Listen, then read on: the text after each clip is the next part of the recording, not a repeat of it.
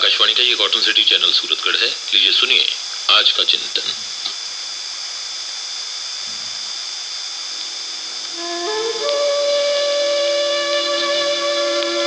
हमने और आपने देखा ही होगा, किसी भी जानवर से जब बच्चा पैदा होता है तो कुछ ही मिनटों या घंटों के बाद वह लड़खड़ाता हुआ, कांपता हुआ, संभलता हुआ, गिरता हुआ, उड़ता हुआ थोड़ी देर बाद अपने पैरों पर खड़ा हो जाता है। दिन भर बीतने के बाद अपनी मां के इर्द गिर्द कुलांचे भरता हुआ नजर आता है। पक्षियों के बच्चों को संभलने में कुछ समय लग सकता है, लेकिन मनुष्य का बच्चा कितना कमजोर है जिसे अपने पैरों पर खड़े होने में कई महीने लग जाते हैं। ये तो है शारीरिक शक्ति के आधार पर, और दुनियावी तौर पर अपने पैरों पर खड़ा होने में तो वर्षों लग जाते हैं। प्राकृतिक रूप से सभी जीवों को कुछ ना कुछ शक्तियां जरूर प्राप्त होती हैं, लेकिन जीव जगत में एक को छोड़कर बाकी किसी जीव में ये शक्ति नहीं कि वो खुद अपना भोजन तैयार कर सके। कितनी बड़ी विडंबना है प्राणी जगत के साथ।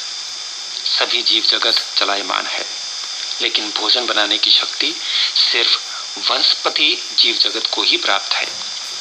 पूरी दुनिया अपने भोजन के लिए केवल वनस्पति पर ही निर्भर करती है।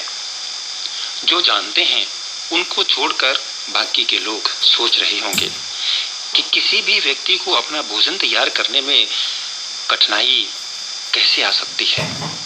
हम खुद कमाते हैं, सामान खरीद कर लाते हैं, भोजन पकाते हैं, खाते हैं।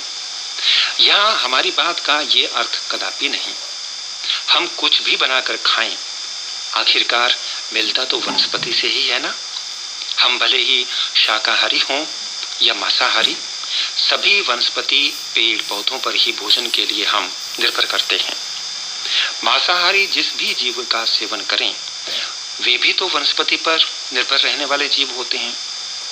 वे जीव भी भले ही किसी और जीव का शिकार करके अपने आप को भोजन के लिए तैयार करते हों, फिर भी वह जीव अपने लिए वनस्पति से ही भोजन प्राप्त करता है। यहाँ तक कि खाने के अलावा हमारी हर सांस वनस्पति की मोहताज होती है। वनस्पति के बिना हम कुछ ही सांस जिंदा रह पाएंगे। जो वनस्पति हमारे जीवन का वास्तविक आधार है, सत्य आधार है, उसे हम देते क्या हैं? कभी सोचा है हमने? सोचा भी होगा, शायद कुछ किया भी होगा।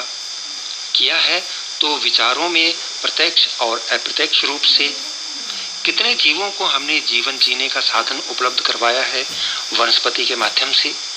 हम बड़ी बेरहमी से पेड़ पौधों को काट देते हैं।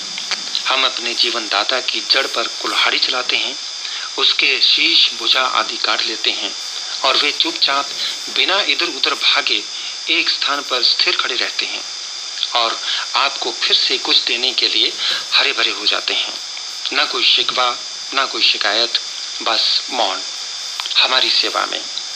ये मौन भी कोई संदेश मनुष्य के लिए लेकर खड़ा है।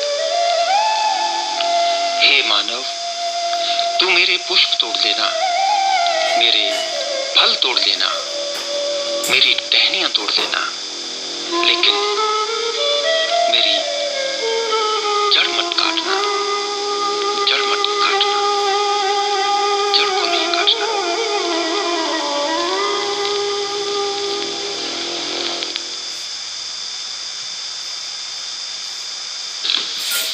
अभी आप आज का चिंतन सुन रहे थे।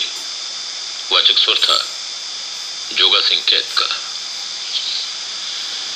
मीडियम वेव 326.79 मीटर यानी 918 किलोहर्ट्ज पर हम आकाशवाणी के कॉटन सिटी चैनल सूरतगढ़ से बोल रहे हैं।